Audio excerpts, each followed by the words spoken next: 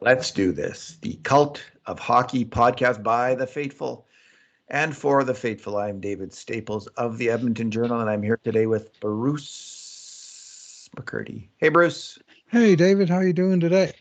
Good. Good, beautiful day out there today.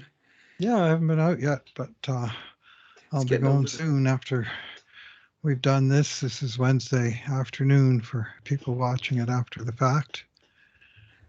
Yeah, it was really sunny this morning, hmm but not so much today.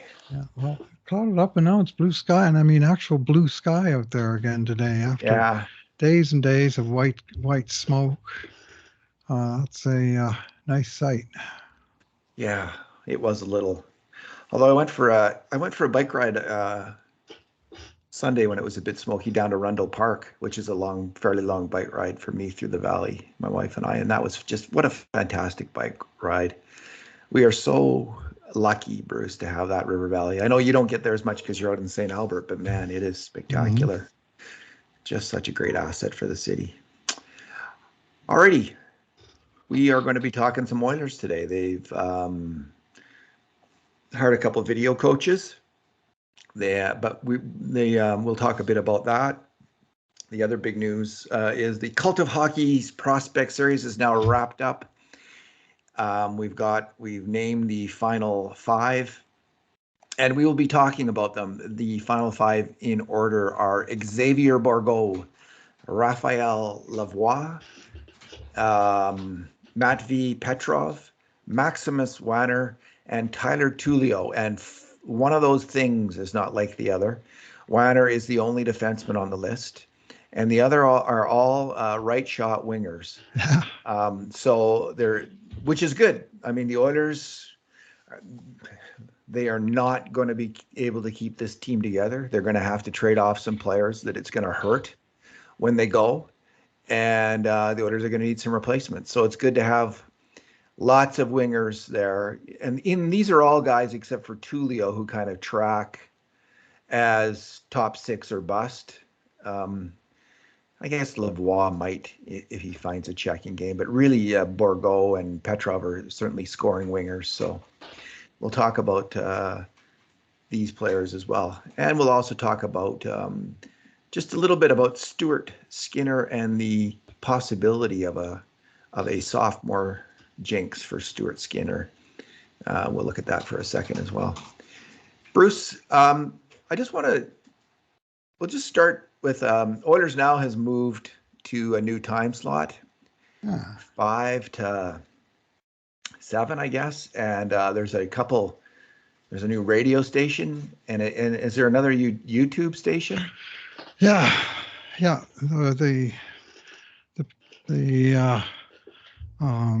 They're trying to put Humpty Dumpty together back again from TSN 1260 that came crashing down 3 months ago, just after the Stanley Cup was awarded. And after taking the summer to sort of get the pieces picked up and their lives put back together, many of the major players have shown up on one of the two platforms. So Humpty is Sports 1440 radio, which is a 10 kilowatt transmitter from Wetaskiwin, as opposed to the 50 megawatt, kilowatt, whatever. I have no idea, 1/5 Bruce. as powerful as the one that was on the West End in the old Sunwapta building. So it's a little further up the dial at 1440. And they also are well supported by a computer.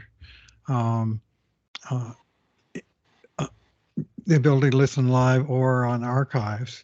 And that includes Jason Greger from TSN that's largely running the sort of the main man there.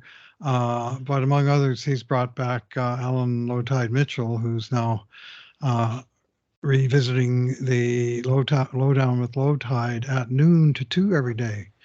It used to be 10 to 12. Of course, noon to 2 used to be Dave Jameson, but also used to be Bob Stauffer. But as you say, he's moved, his time slot has moved up. So if you want to listen to a hockey voice during the lunch window, I highly recommend my friend Low Tide on 1440 or sports1440.com, I think it is. But and I'm on Wednesdays at 1 o'clock for that. And now, are you still on Bob's show? I don't know. I think okay. so now and then I will be. Yeah, he's kind of in flux, eh? And so are you. You've done a lot of traveling lately. Well, yeah, we got our own show here to worry about too. Yeah, we do. That's all I care Yes, about. we do. Really. With our post-game shows, and we're getting close to the time they're going to be games now. This will be our last prospects show. So, Yeah. so there's that. So, I'm anyway, gonna the miss other crew Oilers is now. Dustin Nielsen and Oh company yeah. are doing a thing on on the internet and also on YouTube, and that one is. I haven't had a chance. I think today is their first day, and I haven't even had a chance to pick it up yet. All I know is it's nice to have be able to listen to breaking news as it happens on the radio, such as the hire that the Oilers made yesterday of the two new video coaches that heard it on the radio. Hey, I know about it already, as opposed to checking Twitter once in a while, or you know, it's a more direct form of being on top of things. So Yeah. I I'm a welcome them fan both, myself for the and news. I wish good Yeah. luck to Bob in his new slot. And he's going to be a pretty busy man at nights with the work he does during games. On game nights, he's going to be real busy. Yeah. Yeah. I get my news from Twitter for the Oilers and Oilers Now, and I'm gonna really miss Oilers Now at noon. I mean, now I didn't always listen to it then, but I would certainly, my deadline for writing now is around 4 o'clock in the afternoon. Right. For the journal, and Mhm. Oilers Now podcasts would be available then. I'd listen to them Right. as I go out into the river valley to exercise, Right. and I'm going to miss that, having that. But it's just You'll a get the matter of previous getting days, used to but it. Yeah, I listen. I think it's a terrible idea, honestly, to move it to the 5 o'clock dinner hour. I was And I don't, surprised. I I can't don't believe. know what tall foreheads thought that one up, but man, they need to give their collective heads a shake. Seems like a malfunction at the junction, as Ed Whalen used to say when heads used to bang into each other, because it's a great time to Meeting have of the a minds. Stauffer. Yeah, Stauffer. It was right after practice. There's a lot of news that happens then. It was a really good moment in the day, I think, to break Yeah. news about the Mhm. Oilers. I don't get it. Anyway, Bob is Mhm. extremely resilient, skilled, hardworking guy, and he'll make this work. But I personally, just as a listener of the show, Mhm. really like the noon to two slot. And I, like you, I wish these other shows. It's a new media age. This is really interesting what's being attempted here, and these guys are starting something up. Good luck to them all, Mhm. and especially to Alan Mitchell, who we both know and and he does excellent work. So good luck to you, Alan, and Bruce. You'll be on that show. That's you. I know you've been Mhm. on that show for years. So 10 years or more. I don't know. It's been a good solid 10 years that I've been a weekly guest. So pick up where we left off. I think I indeed. insulted Alan in a friendly manner and sort of the first reply to his first question yesterday. And on we go. We just have a conversation that just carries on whenever the opportunity presents. Bruce, there was this kind of hiring yesterday, video slash Mhm. analytics from guys. It's clear Mike Finelli was the guy who's kind of got an analytics title, analytics coordinator. He's mainly doing, it sounds like both of the guys hired are doing video work and working with the coaches and providing them information, working with the players, giving them video clips, that kind of stuff, working on the, offsides when a goal has to Mhm. be called back at just the right moment. Right. They'll be there. So Jeff Jackson, the Oilers' new hockey boss, and Bruce, I need to preface this by saying when Rick Pracy, I always forget his name, was hired as head scout, you said it was a Jackson move, and it turns and I was speculating, well, it could be a Holland move, maybe he's seen the light, but you were correct on that. Jackson on Oilers Now yesterday essentially said it was his move, and nothing against Tyler Wright, he said, but he doesn't know Tyler Wright. He knows Pracy. Pracy's an expert on the Ontario Hockey League, which is it's the best development league in the world. So he's one of many voices, as Jackson made clear, but he's someone who Jackson clearly knows, works well with, respects, admires, and thinks can lead a great team of scouts. Anyway, Jackson was asked by Stauffer about Edmonton's new approach on analytics, and Jackson took that as an opportunity to talk about the overall plan again. And I'll just read his quote from that. Jackson says, quote, "There's a bunch of things to look at really carefully, and certainly looking at how the team uses analytics, building that department into something a little bit more substantial. But again, I want the Oilers to be best in class in everything we do." Mm. I'll read that again. "I want the Oilers to be best in class in everything we do. We have two of the best players in the world. We have a lot of really great leaders in the room, but it's incumbent on us in management to do everything well so we have a long run here. It might be win now, but we want to be in a position to compete now and every single year. And in order to do that, you have to have all of those other areas being strong foundational pieces." And hearing that, I mean, I think he's made that this is not the first time he's made that, but there's been a lot of criticism over the years about the Oilers' lack in various areas of, including analytics and various scouting departments. It's interesting to hear him say that, and he's got a bit of weight. Like it's not like it just when you hear him talk about his work as an agent. I mean, he was one of the most successful agents in hockey before he came here. He was in the Toronto Maple Leafs organization for 4 or 5 years, as in management, running various things. And that wasn't a super successful organization at that time. But his work as an agent, the thing that struck me is just him hiring skills and other coaches to help the players, like when they're 14, 15, 16, 17, to get them ready for the draft to be pro players. And that was very impressive that he did that. And, if this promise had been made a few years ago, people would have scoffed and laughed. I think there would have been a lot of nasty remarks on social media about any Oilers person, boss, making these kinds of claims. You're not hearing that right now. Jackson is he's widely admired by the vast majority of Oilers fans in a way that even Ken Holland, with his record of success, was not when he arrived here. Now, to give Holland credit, this isn't exactly a smoldering, wrecking, rusting junk heap of a team, that organization that Jeff Jackson is joining. Since Holland took over in 2019-20, after not making the playoffs 2 years in a row, the Oilers have had the 8th best record in the NHL. And since February of 2022, since Jay Woodcroft took over as coach, they've had the 2nd best overall record in the NHL. They've won 3 playoff series in the last 2 years, over the last 2 years. So this is clearly a franchise. I mean, that it's not what it was before Holland got here. Ken Holland did a lot of good work, and he, in a way, he's been able, I think, to he's made a lot of good decisions. I mean, to give an excuse for Chiarelli, losing Oscar Klefbom and Andre Sekera to injury really screwed that team in his last 2 years as GM. The team probably would have made the playoffs, I think. No, he screwed up Chiarelli with some of his moves, the Milan Lucic signing, the Griffin Reinhart trade. But anyway, the team was in trouble, but and he just couldn't move fast enough to replace Klefbom and Sekera in the short term and get that team going.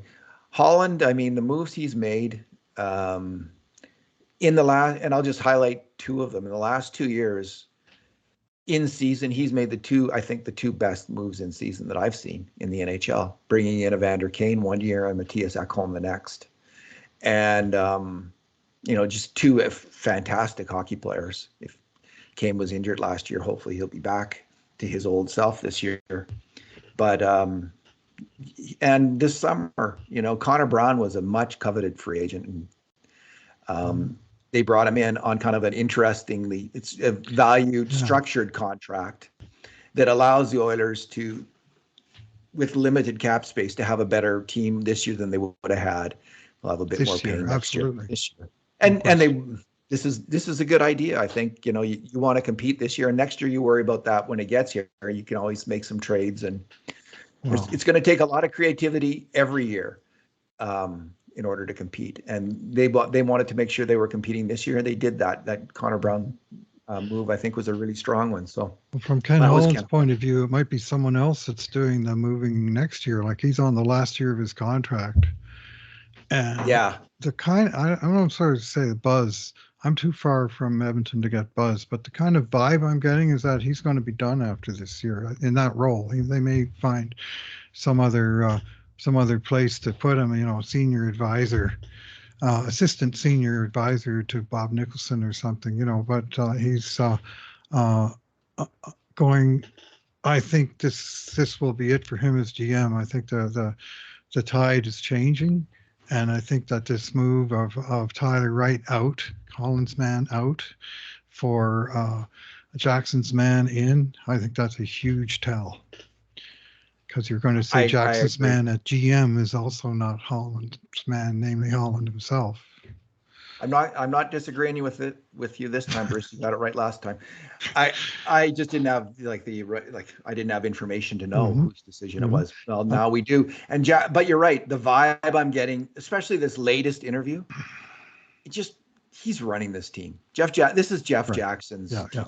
He is. He's in a position above Holland, and he's just sort of. Yeah. Now I don't know what the GM but he's the de facto GM. Like he's the Glenn Sather of the team. Is Jeff Jackson right now? He's the guy, and he's working with Holland and learning from Holland, I think. And it's a very, I think, a kind of an elegant passing of the reins to a new wagon master. It's to have Holland there and for Jackson to work closely with him for a year is a hell of a good idea. Because say what you want about Ken Holland, his people skills and his understanding of team building are exceptional. And we've talked about Holland and you've brought up it a few times how every player who signs here, they get a chance, they get their opportunity. It's like there's a program for every single one of them. And the Oilers live up to that obligation.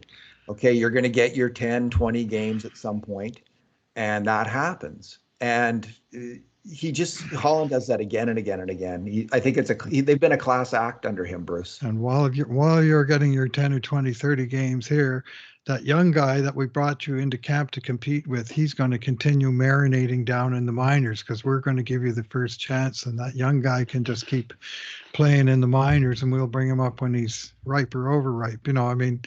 That's sort of been the general approach. And I'll say this about Ken Holland. The Oilers' regular season points percentage was .482 in 2018-19, the year Peter Chiarelli was fired. And since then, .585. 643 in the Silo League, the Canadian division, 634 back in the full league, and then last year 665. This is a consistently strong team, right? You can't just say, well, they're just edging their way into the playoffs each year. Each year they're entering the playoffs in a stronger position than the year before. And last year they got a crappy break with the seedings, I thought, but other than that, they in terms of how the regular season went, the only problem was that in each of those seasons they finished second in their division, closer and closer and closer. Last year, just 2 points, but that's the first bubble they need to burst is win the division, and just not take quite so much stress during the season and save a little more in the tank for the postseason. That's kind of the first bubble, is to not have those crappy starts that make you grind it out. Terrible Decembers. Yeah. All right. Yeah. All right. Before we get into the prospects, let's just quickly talk about Stuart Skinner. So there was a fantasy writer for Dauber Hockey writing about how he was skeptical of the Oilers. He's not taking Stuart Skinner on any of his fantasy teams because NHL goalies tend to have a slump in their second season. So I looked at that and I'm thinking, oh, that can't, forget that, that's not going to be true. That's just someone who doesn't like the Oilers and just poo-pooing on Stu Skinner, who's going to be just fine. So I thought, well, I better, obviously that's my gut reaction. I better check this out. And the writer is Alexander McLean of Dobber Hockey. Anyway, when I did dig into it, Bruce, what I did was just a back of the envelope study where I looked since the 2005-06 season. So a good long stretch, and that's when the CBA changed and hockey changed quite a bit. Since I looked at the goalie who had finished highest in the Calder voting, how he did in his next season, how many of them improved and how many of them went down. And it was kind of shocking that 12 out of the 15 goalies saw their save percentage drop. And a number of them saw it crash in dramatic fashion. So, that includes Robin Lehner, Matt Murray, Jimmy Howard, Jordan Binnington, Carey Price, and is it Steve Mason? I think it's Steve Mason of Andrew Columbus. Raycroft, is he on that list? He must be before then. Yeah. So there was, what he said was proven out by the facts. This is true. It's not always true. There was a couple, and in recent years, both Swayman and Shesterkin actually had better save percentages in their. The last two guys have had better save percentages. Even fantastic or second seasons and their great rookie seasons. Correct. Yeah. So, but that was interesting that so many. Now, most of them played more games in their second season as well. They were carrying a heavier workload, so maybe it was the workload. And the other thing about Stu Skinner is this is really, in some ways, his third season. He played I think 12 games. Let me see, 13 games. 13 games in 21-22, which didn't qualify. You got to play 25 games to be an official rookie. So but that's a month and a half in the NHL that he had under his belt. And then he had his rookie season last year. And so was he the backup goalie in the playoffs then? In 21-22? Is that Koskinen? No, it was Koskinen. He played when Smith was hurt. He played a lot, and then when Koskinen had COVID, he played it some. And then when Smith came back and somehow passed the medical, and was it early February, Skinner played one game in San Jose, got a shutout, and then they sent him down, and he never came back that year. That was his last game of 21-22. And then he was really good down in the farm. And then this year, because they couldn't send him out without waiving him, so he just stayed with the team all year. But that was, his fifth year before he was finally in a position where the team just couldn't send him out because they could, right? Like, yeah, he literally forced his way into the NHL. I would assess it. So about half the goalies lost about 15 to 20 percentages off their save percentage. And that's significant. Like if Stuart Skinner does that this coming year, that's a disaster for the Oilers unless Jack Campbell steps up. So, it's an interesting thing. The thing is, these are all individuals. They're all their own person. We're just talking about the average of a certain kind of goalie that shares the same characteristics of being good in his first season.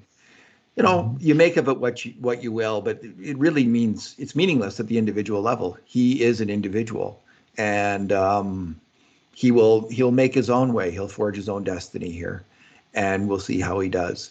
But that was, nonetheless, he is part of this group. Yep. And that trend, not a very pleasant trend. I hope he is the anomaly. No, somebody on Twitter was talking about the same thing, and I think mentioned your post.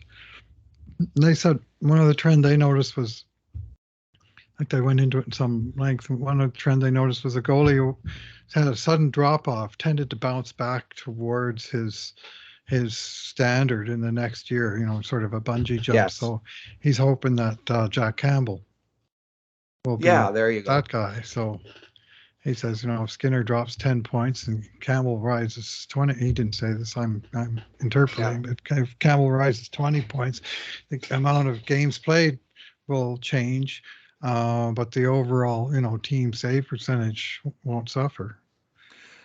And the other thing to note about this rookie list, this list that I put together, the goalies who Mm-hmm. won these are some of the best goalies. Like even if they had a down second year, we're looking at Henrik Lundqvist, Carey Mm-hmm. Price, Mike Tough one. Smith, Jimmy Hart, Corey Crawford, Robin Lehner, Frederick Anderson, John Gibson, Matt Murray, Jordan Binnington, Igor Shesterkin.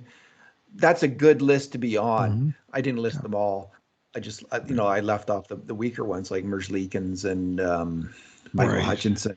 But Mm-hmm. most of these goalies, at least 10 out of the 15, 12, 11, 12 out of the 15 became very good NHL goalies, good to great NHL goalies. So it's nice to see Stuart's name on that list If overall. we go even from local history here in Edmonton, uh, Andy Moog and Grant Fuhrer both have very difficult sophomore years that saw both of them spend extended stretches in the minor leagues. After being very prominent as rookies, Moog, of course, engineering that memorable 3-game sweep of the mighty Montreal Canadiens in 81. And then that fall, Grant Fuhrer, age 18, coming to camp, came in and won the job from Andy Moog. So Moog went to the minors. And then the next year, Fuhrer, after his great rookie season, he kind of imploded early in year 2 and had a couple of outbursts that didn't help his cause any. And he wound up in the minors for a chunk of that year. So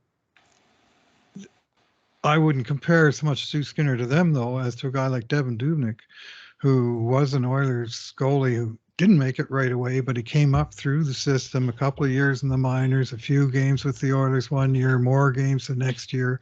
By then he's, full-time backup goalie. And Dubnyk just, until his ultimate crash year and dare I say, the Dallas Aikens experience in 2013. But up until then, he just gotten better and better and better in all of his years as an Oilers prospect and then player. And Skinner seems to be more on one of those sort of steady rise kind of roles to me. But as you say, everyone's an individual. We'll see what happens. I have a good feeling about Stuart Skinner as a goalie. He looks like the real deal to me, but we'll see. We'll see. The Dallas Aikens experience. Is that anything like the Jimi Hendrix experience? Oh man. That was The an least experience. surprising thing I read yesterday, and I haven't actually read the article yet, but I intend to, was someone's summary of article Nail Yakupov had, where he talked about how he loved Ralph Kruger and did not love Dallas Aikens. And I'm going, yeah, that certainly matches my memory of Dallas Aikens benching Nail Yakupov for his first ever game in Toronto, where he played junior, and then benching him the next game in Washington against his childhood hero Alex Ovechkin. And I thought, he's going to lose this player, and Well, the player lost himself. Let's be fair, but yeah. his relation when he was with Ralph Kruger, Kruger had him doing the good things that got him there, and he had a 17 goal in a very short season, rookie season, and he just took a big step back from there and never recovered. And that coincided with the coaching change. I'll leave it there. Yeah, I don't know if it is an interesting question that if Kruger had remained a few more years, if Yakupov's career might have ended up differently. I'm not convinced of that at this point, considering the No, lack I'm of not either. success. Yeah. Who Yeah, would have guessed that the linesman was going to tackle him and wreck his knee? There's lots of things that you can never, that's true. foresee. It's just stuff happens. Yeah. He always seemed to have Yakupov quite a bit of talent. He just seemed nervous out there. Like never could really execute Never in could the end. settle down. Yeah. Yeah. Not unlike Puljujärvi in a lot of ways. It's funny, eh? Like a lot of it is, I think, in some ways maybe psychological. And, anyway, we don't know these players, so we can only guess. Bruce, our What we see prospects. on the ice. Yeah, that's right. our prospect series has wrapped up. So we both, there was wide agreement that Bourgault was the top pick. I think I was the only one I think I had Petrov number 1. But we both favored Matvei Petrov over Raphael Lavoie and had Tullio, like of these 4 wingers near the top. It was kind of Bourgault, Petrov, Lavoie, then Tullio. Why that order for you? What are you thinking about these guys? Yeah, I guess, I mean, it really is a toss-up between those 2 guys in particular, who are, they're right shot wingers. They're both left wingers who shoot right, whereas all the other right wingers on the list, of which are quite a few, are generally right wingers. I guess I'm just seeing a little bit more upside from Petrov, and maybe we haven't yet experienced the disappointment of his, being slow into the pro ranks. We've just seen him rise rapidly from a 6th round draft pick into a signed player who's looking like he's hitting the pro ranks with a bit of a skating start.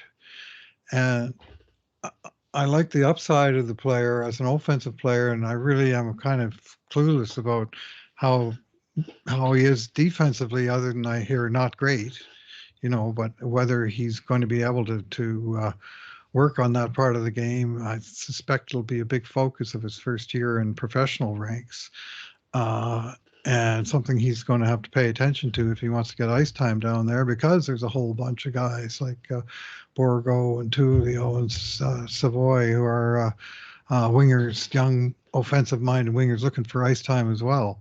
But I would think the coaching staff there would be emphasizing the how to get the puck back part of the game quite a bit to all those guys, really, and as they should. And to me, Bourgault is clearly ahead of the class in that department already. And for me, he was a strong number 1 on what frankly is not that deep of a list.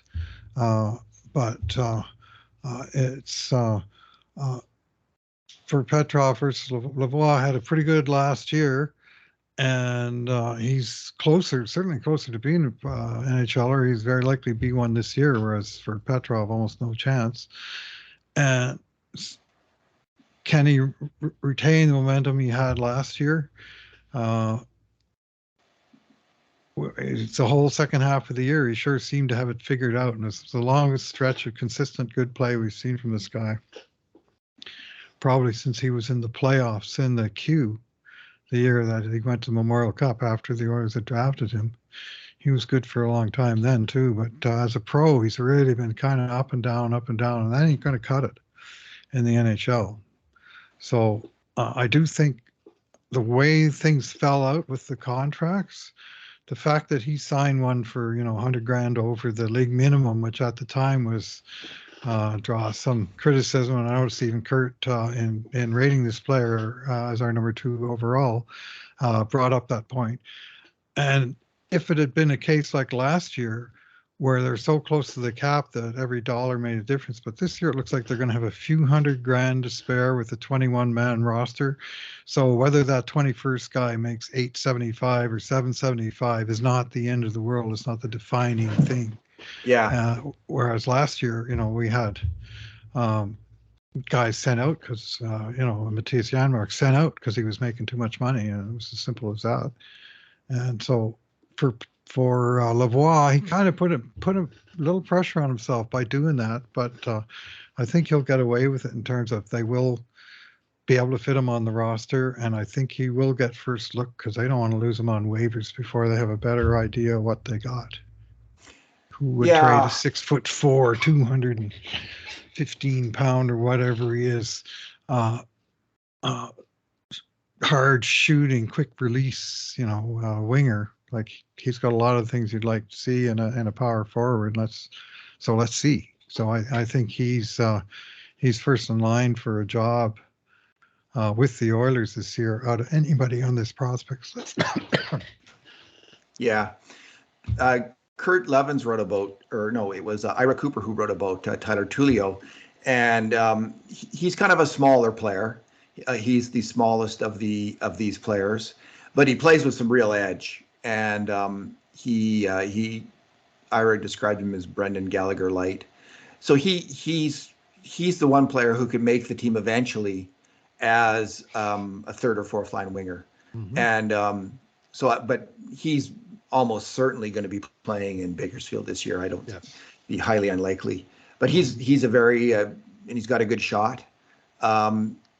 Petrov, I think it was Brian Kurlock who was saying what he'd like to see from Petrov. No, it was Savoy, actually. I'm going back to Savoy now, Carter Savoy, who we've already talked about. He said Savoy loops around the ice too much. He's got to stop and just do more stops and starts going. And you hear that about a lot of players. It's not an unusual. Around the net. Anyway, for me, with Petrov, I actually had Petrov number 1 on my list. Mm-hmm. And I just thought Bourgault's rookie season in the AHL was pretty unimpressive statistically. He didn't put up a lot of points. Now, you pointed out, which was really fair, that he was one of the youngest players in the AHL last year. Yep. And he was 19. Is he at October birthday? Yes.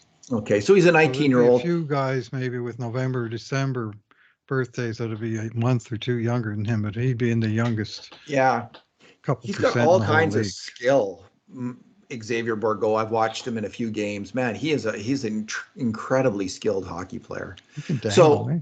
Yeah, he's really good with the puck, and he's not bad getting the puck out too. He's got some battle in his game, so I think he's a very good prospect. What I liked about Petrov, his junior numbers in a really tough league, the OHL, were, I thought, comparable to Xavier Bourgault's. There wasn't a lot to choose between the two of them in terms of how many points they were putting up. Petrov's bigger. He's a bigger player. And I just thought, well, there's two players who have very similar junior numbers, and this one's bigger. He's improved since he got drafted. He's showing every sign of, at dev camps of being, a high skill player. He's yet to go in the AHL. Maybe he'll have the same kind of rookie season that Bourgault did. Probably he will, right? Like realistically. But I just thought we haven't seen that. And Bourgault's rookie season wasn't great, but maybe this guy will do better. And right now, so it's kind of an unknown.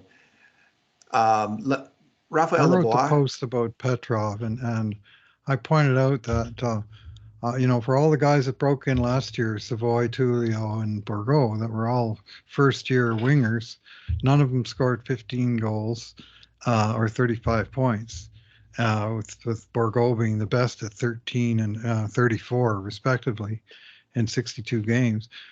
But that's actually not bad for such a young AHLer to get even half a point in a game. Like, you think 34 points for the first-round pick, that stinks, but it actually doesn't stink. It's a tough league, and especially when you're the youngest guy in it or next thing to it. So I thought that the points total was, you raise your eyebrow a little bit and you think, well, but the fact that he was on the penalty kill right from the beginning of the year, as Ira Cooper pointed out to us, who watched more Condors games the most of any of us on the voting panel. And he was really helpful in providing eyeball reports on some of the other guys, and he did the Tullio report. But he said Bourgault was on the PK right from the start, and he said, unlike the other guys, he was on the coach's trust list right from the beginning. He never got healthy scratched. He said he was in the top 6 most of the time. They moved him down the lineup, but not out of the lineup, and they wouldn't lose him down the lineup for a month. They just give him a wake-up call, move him around a bit, and so I'm fine with all of that. So, there were some ups and downs in his season, but guess what? He's a 20-year-old rookie pro. He's going to have some ups and downs in his season. And for me, I set the bar at Petrov at the exact same: 15 goals, 35 points. If he can do those things, then he did more than anybody did this year. And he's going to have to do it against the competition of, wait for it, Bourgault, Tullio, and Savoy, because they're all still going to be on the team. Offensive-minded wingers. So he's going to be in with a lot of competition, and we'll see how he fares. And Raphael Lavoie might be on this team Oh, too. he could still be back there. Yeah. He could be if he clears waivers. Hmm. Lavoie, I've liked him. I saw him play a lot in Sweden in the COVID year. He was big and Yes. aggressive, great shot, Yes. fierce Yes. offensive player. He was inconsistent as heck in the Yes. AHL, and he just finally came on. I mean, it Was in looked like he Sweden was too. at the start of last year. It looked like it's going to be a write-off as a player because he just wasn't even scoring. Like you've got to score at that Hmm. level, and then he started to do so. So Hmm. he could be the surprise that he could be the Clean Costin of this year. Now Ira says these are stylistically different players, and I accept that. But Lavoie could be. Costin got at some nice scoring, some opportunistic scoring at the NHL level, and we could certainly see that from Raphael Lavoie. He's got a good Yeah. shot and a good nose for the net. Yeah, you give him those looks that Costin got. He's going to put something in the net for sure because he can really shoot the pill. You know, Yeah, Lavoie can. So indeed, I just want to hear one game on the radio. Rod Lavoie Phillips Savoie. announced. Rod Phillips announcing. It's Lavoie and Savoy on the same line.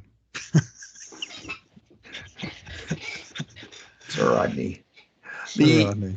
the fourth player on our list, Bruce, was Maximus Wanner. Mm. And Maximus Wanner was drafted 212th overall in the 2021 draft. He only played 17. It was a COVID year, and I think they only played 21 games, league games, and he Hmm. played 17 of them. He had 4 assists. So there wasn't a Hmm. huge window to see this player, and he Hmm. ended up being drafted, but drafted very late in the draft. And what I wanted to know, first of all, was okay, how often do these guys drafted in the seventh round ever make it? And again, these are all individuals. Maximus Weiner is an individual, and he will forge his own fate. But one of the things you try to do is look at actuarial tables of groups of players to kind of figure out, okay, here's where all of the NHL scouts collectively valued this player at that time, seventh round, and how do the NHL scouts at least do in their valuations of seventh round defensemen? Do they usually get that right? Because if one of those defensemen has an NHL career, the scouts actually got it wrong. Should have been taken higher, that player. But the scouts are actually pretty good because when you look They at the get him early. history, Yeah. I went back to the year 2000 and looked at every seventh round draft Hmm. pick, and I'll just read the start of my story because it sums up what I found. This century in NHL entry drafts between 2000 and 2021, teams have taken 195 defensemen, 200th overall or lower. So that's 195 D-men taken after 200 in the draft. These are bottom basement picks. All of them were gobbled up long after far more accomplished and promising players were selected.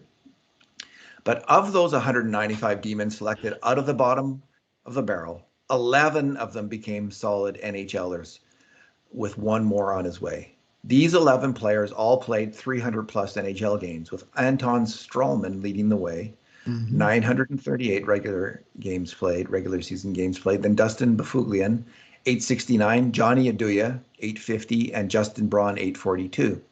D-men drafted in recent years haven't yet had this chance to hit the 300 mark, but I Right. suspect Jacob Middleton, who has now played 159 games in the NHL, has a good shot. There may I'd be say. a few more than Middleton who will shoot up. And one of them who could is Maximus Wanner of the Oilers, because something interesting has happened, and the reason he's fourth on our list. I'm trying to get at why the heck do we have he's got a 1 in 17 chance, if you go by the actuarial tables, of making it as a solid NHLer. Why do we have him fourth? What's going on with this player? And what's gone on, Bruce, is every year since his rather unimpressive draft season, he's been getting better. Um, he's been 23 points in 55 games the next season, and then 30 points in 44 games this last year. This last year he was plus 23, the best number on his team by a significant margin, after being -4 the year before that. He's big. He's 6'3", 184 pounds on Hockey DB. I mean, he's at an age where he's going to be packing on some muscle and some weight. We've seen him in dev camps. You've seen him in 2. I've seen him in 1. We've seen him in some games now, and he has looked good. He's looked good with the puck. He's looked agile on his skates. He's looked like a player. He's yet to earn any kind of buzz from the two athletic writers, Scott Wheeler and Corey Pronman, who rate prospects. He's not on their radar. They're not saying this is a prospect. So either we're ahead of them, and maybe we have it wrong. Like it's possible that we're closer to Wanner than they are, I suspect. And paying like they're not those long shot, like they have no chance of being on top of all the long shots too.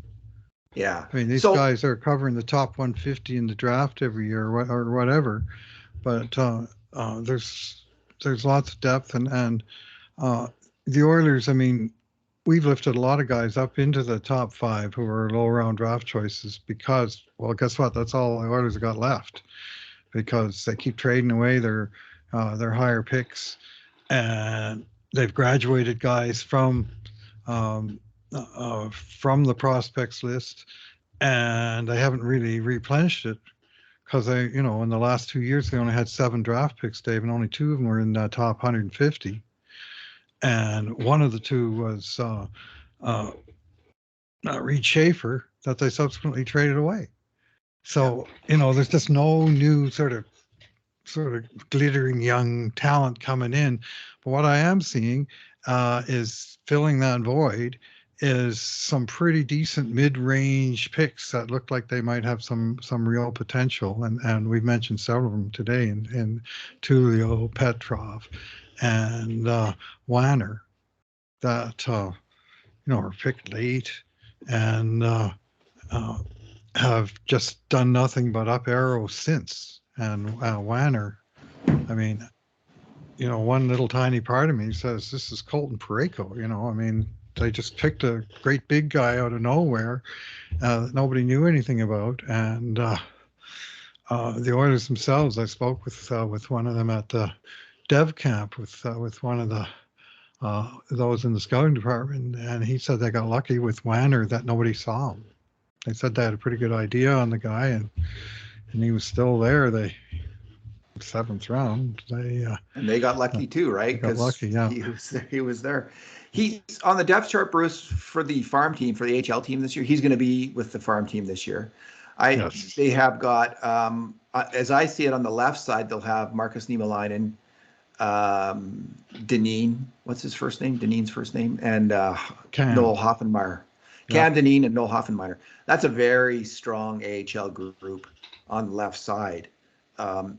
Dineen and Hoffenmeyer, like all those players are solid, like really solid AHLers. And on the right side, they'll have Phil Kemp, Ben Gleason, and Max Wanner. So Wanner is starting out 3rd. Gleason's also Gleason's a lefty, though, right? Yes, but I think he plays, if I'm not mistaken, maybe it'll be Hoffenmeyer plays the other side. One of those 2 will play the right side, and the other one will be on the left. Kemp is a solid AHLer. This is a solid group of players, so Wanner's going to have a hard time. But I suspect he'll start out playing the penalty kill, getting a regular turn on the penalty kill, 3rd pairing minutes. And I'm hoping by the end of the year that he's worked his way into the top 4 on that team, and is getting 20 minutes a game all told between regular ice time and PK time. But we'll see. This is his big test, and a lot of defensemen have a struggle in their first AHL season as well. It's not unusual. Let's just see how Colton Parayko did, because I wonder, did he make the NHL right out of? But I'm looking forward to seeing him in some rookie games and in an NHL exhibition game too, because he looked good when we last saw him. Right.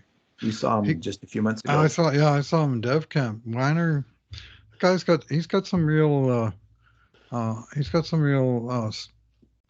decent level of skill for a big D man pick so low. You'd expect a woodchopper kind of player, but he skates pretty good. He skates with the puck very well, and he's got the sort of transitional skating where he can carry the puck and, like, transition from lateral to forward or backward, and I look very comfortable doing so. And oftentimes these younger, especially bigger later round guys, I'm thinking of guys like Ben Betker, or young Vincent DeHarnay for that matter, that you appreciate their size, but they kind of don't look that coordinated out there. And Wanner, for such a big young guy, he doesn't seem to have that issue at all, and he looked quite comfortable with the puck on his stick.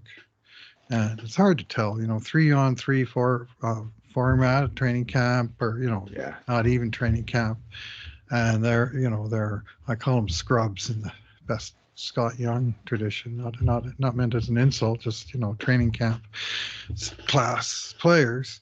And when you're playing a weird format, a guy with skill. We saw Michael Kesselring do the same thing over and over again at the Billy Moore's Cup, where he would just impose himself on the thing. And whether, it was strong hockey sense and good positional play, well, 3-on-3, I don't know how much any of that applies. So you want to see him play in a more structured situation to get a better sense of him. But we may not have been wrong about Kesselring. Like we were optimistic about him all along because of what we saw. And he played in the NHL 9 games last year. Like, he's one of the guys of these. Yeah. He's actually drafted around 160, I think. Mm-hmm. He's in a slightly different class.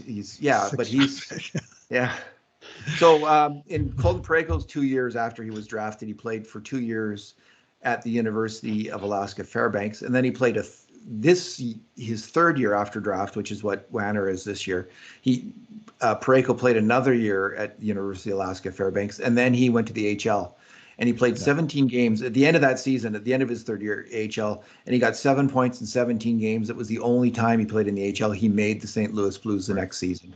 So talent, different trajectory. He's not a college boy, Wanner. Yeah, so talent does tend to announce itself loudly and early for hockey players. And, Parayko, if Wanner's going to make his move, he's got 1 year to get his feet wet as a pro, but it's like Lavoie last year. Lavoie had to start scoring or he's done 100%. As a prospect. And Wanner has this year to get ready, and then he's got next year, and he's got to be in the top 4 next year if he's going to be in the NHL. So we'll see what happens. Fingers crossed. I mean, yeah, Bruce, when you see him, he's just, he seems like one of those big, he reminded me of like Steve Smith, who was also same size and a low draft pick. Mm-hmm. Just very similar to that, just really sharp with the puck and physical and knew how to handle himself on the ice and just a really good player. So that's going back to the 1980s, of course. Mm-hmm. But that's who comes to mind. Steve Smith was a 6th-round pick, and he was a guy they had to wait on for a good long time. His first year in the AHL, he scored 1 goal and 8 assists in a full season. You look at that and say, well, there's not an NHL player there.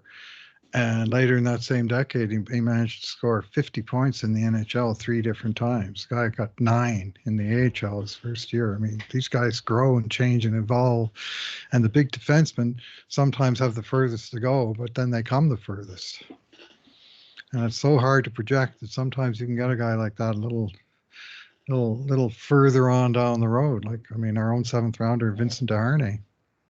2016. It only took him 7 years, man, but here he is in the NHL.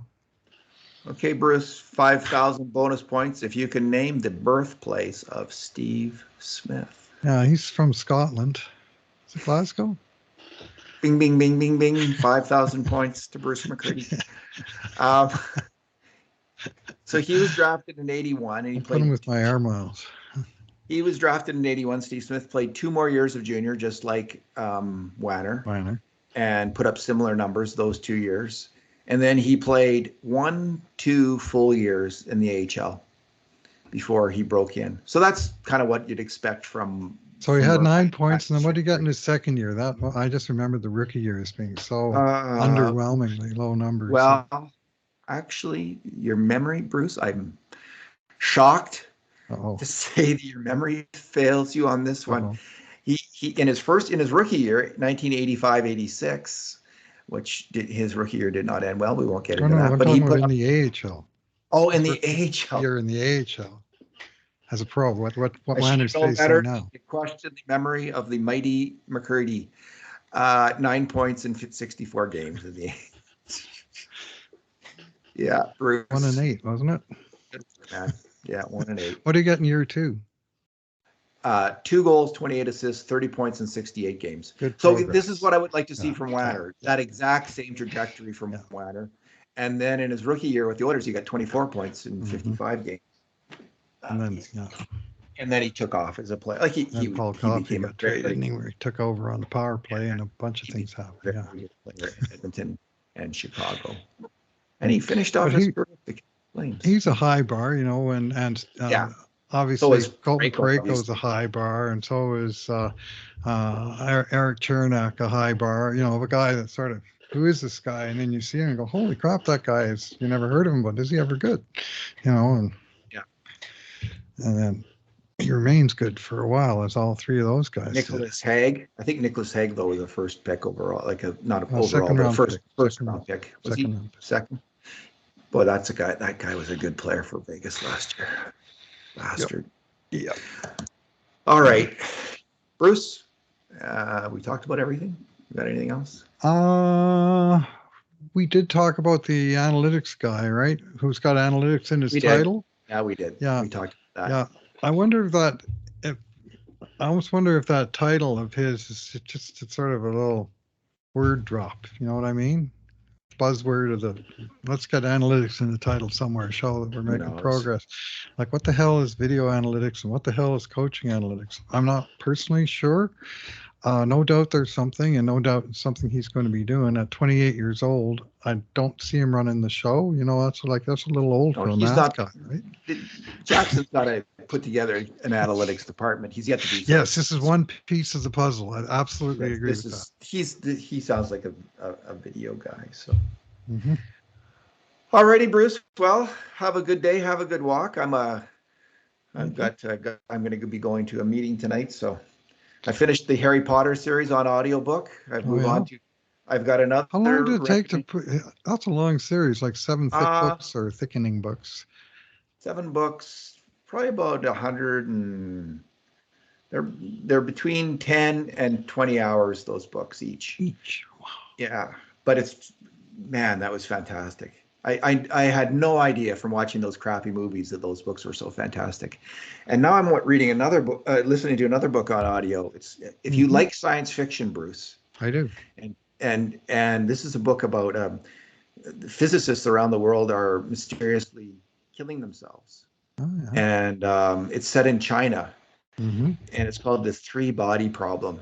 And I think anyone who loves science fiction and loves the science part of science fiction, the 3-body problem is a very real thing in astronomy, physics and astronomy.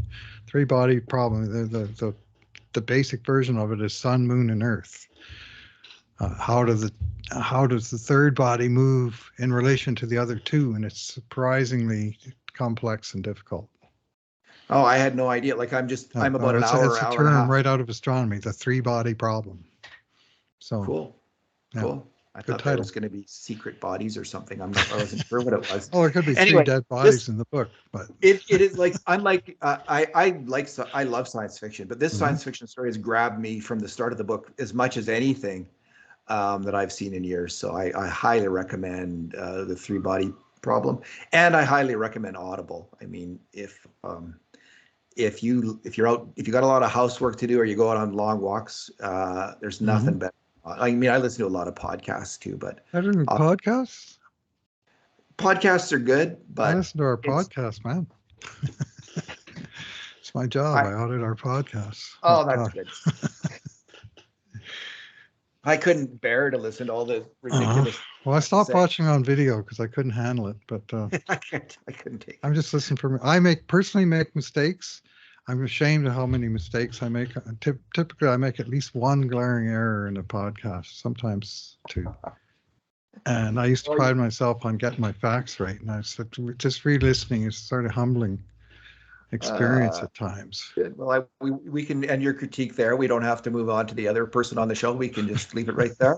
Hell yeah.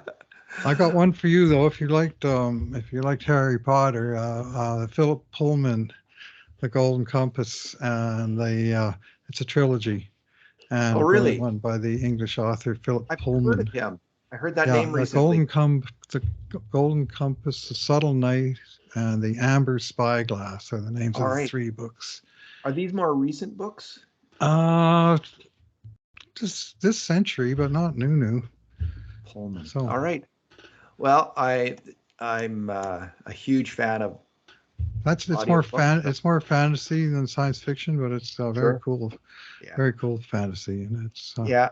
Well, I made my way through the Lord of the Rings a while ago, and what else? The Game of Thrones on audiobook, and which was fantastic. You mhm. know, and I mean, all those stories are fantastic. I'm getting to the So do point they actually give where, the characters all their own voices? Like, is this a yeah, multi-voice same thing? It's author. not just an author reading the No, no, book. no. They dramatize it. They Uh-huh. make up the voices. They have a skill for that, and some of them are fantastic at it.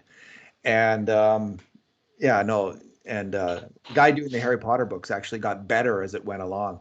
Yeah. Andy Good. Serkis, who played Gollum in the movies, Hmm. does a audiobook of the Lord of the Rings. I didn't list it. Really. That version of the Lord of the Hmm. Rings came out after I'd already listened to another version of them. So Serkis has a version of them, which I'm going to listen to in a few years.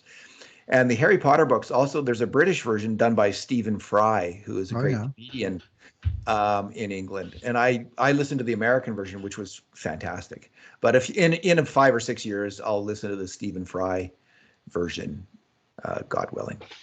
All right, Bruce. All right. We'll leave it there. All right. And thanks for talking. All right. Thanks for listening, everyone.